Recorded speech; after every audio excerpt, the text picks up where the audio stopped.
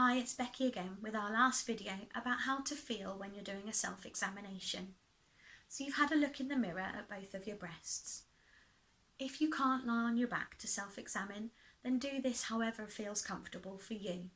There's no wrong way, you just need to make sure that you can examine all of the breast tissue and recognise if there's a change. Ideally, you want to be laying on your back, propped on some pillows. If you're looking at the right breast, pop your right hand above your head and use your left hand to feel.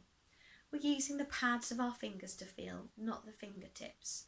And ideally you want to keep your fingers nice and straight.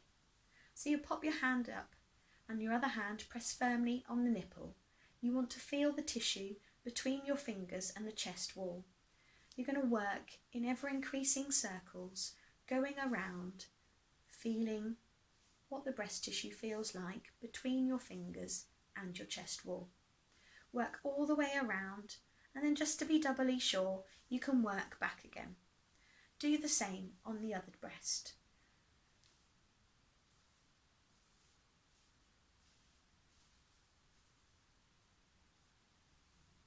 You're feeling for any difference between the two sides, if there's a lump or an area that feels thickened. If you find it one side and it's not mirrored in the other, then that's definitely something that you need to have checked out with your GP.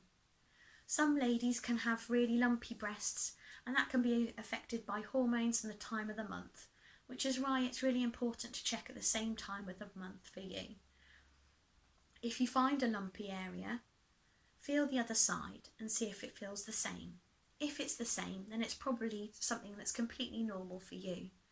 If you can feel a lump in one side and that is not reflected in the other side, in the same area, then definitely go to your GP, which is why it's really important to be registered with a GP so that you can access the NHS services and go get it checked out at breast clinic if you find a change.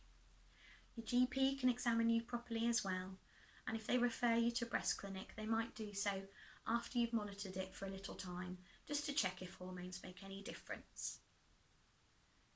So I hope you've enjoyed the videos and that they've given you some information that you haven't already known.